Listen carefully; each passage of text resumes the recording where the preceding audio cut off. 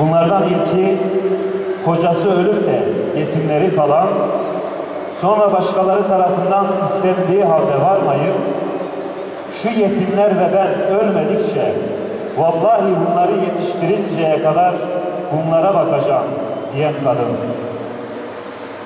İkincisi, zengin olup da yemek yapan ve yaptığı güzel yemeğe yetim ve miskinleri çağıran ve yediren kimse. Üçüncüsü de sıla-i rahmi ihmal etmeyen kişilerdir. Ayrıca bu kimselerin rızıkları artar, ömürleri uzatılır, kıyamet gününde de arşın gölgesi altında olurlar buyuruyor. Evet, gönül isterdi ki bizler bu tür etkinlikleri, bu tür konserleri, İslam ümmetinin zaferleri ve vahdeti ve yine küfrün zillet ve hezimeti için gerçekleştirseydik.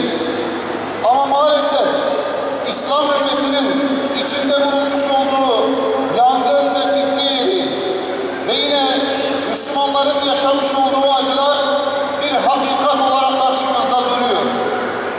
Dünya bir yetimler deryasına dönmüş durumda.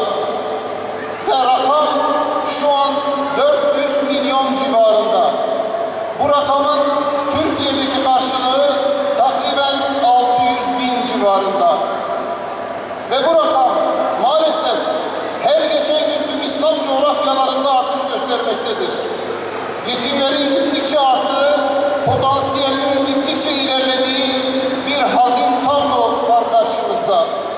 Dolayısıyla işte bu yetimlerin ümmete bir emanet olduğu gerçeği de var. Bu yetimlere sahip çıkmak ümmetin bir görevi, ümmetin bir misyonu ve bu Rabbimiz tarafından ümmete yüklenmiş olan bir sorumluluk, bir görev.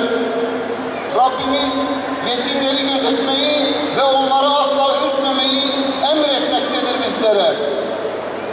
Resulullah Aleyhisselatü Vesselam insanlığın iftiharı, yetim idi ve Rabbimiz onun hamisi oldu. Bu bir imtihan ve bununla karşılaşmış durumdayız. Kutsi bir hadiste Allah Resulü buyuruyor ki yetim ağladığı zaman arş titremektedir. Ve Rabbimiz o yetimin gözyaşlarına karşı her kim ki bu yetimi sevindirirse ben de kıyamet günü onu sevindireceğim diye emir buyurmaktadır. Nasıl ki alemlere rahmetin adresi Mekke'nin yetimi Aleyhisselatü Vesselam ise bugün de kurtuluşun ve rahmetin vesilesi yetimlerdir, kimsesizlerdir. Ve yetimler dünya ve ahiret yatırımının en önemli vesileleridirler. Bizler 2016 yılının başında 6. Kumlu kuruluş yıl dönümümüzde şunu ifade etmiştik. Vakıf olup daha geniş imkanlarla daha fazla yetimlere ulaşmayı hedefliyoruz. Bunu geçen senenin başında başlatmıştık ve hamdolsun vakıf sürecimiz şu anda mahkemenin bir olumlu kararıyla olumlu bir şekilde devam etmekte. İnşallah hayırla neticelenir ve vakıf olarak teşkil edilirsek bundan sonraki süreçte daha fazla imkanlarla daha fazla yetime ulaşmayı hedefliyoruz. Ancak burada siz değerli hayırseverlere büyük görevler düşmekte ve ancak sizlerle bunu biz gerçekleştirebiliriz.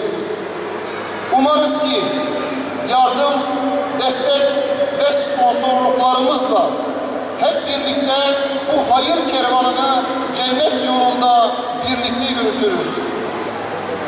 Yer Medine. Zeyd Medine'de 3 ya da 5 yaşlarında bir çocuktu. Ve Zeyd'in çok bağlandığı, çok sevdiği, adına Umeyr dediği bir serçe kuşu vardı. Zeyd zamanının çoğunu o minik serçeyle geçirir, onunla eğlenirdi. Ve Efendimiz Aleyhisselatü Vesselam da Zeyd'i her gördüğünde Umeyr'in babası manasına gelen Ebu Umeyr diye hitap ederdi.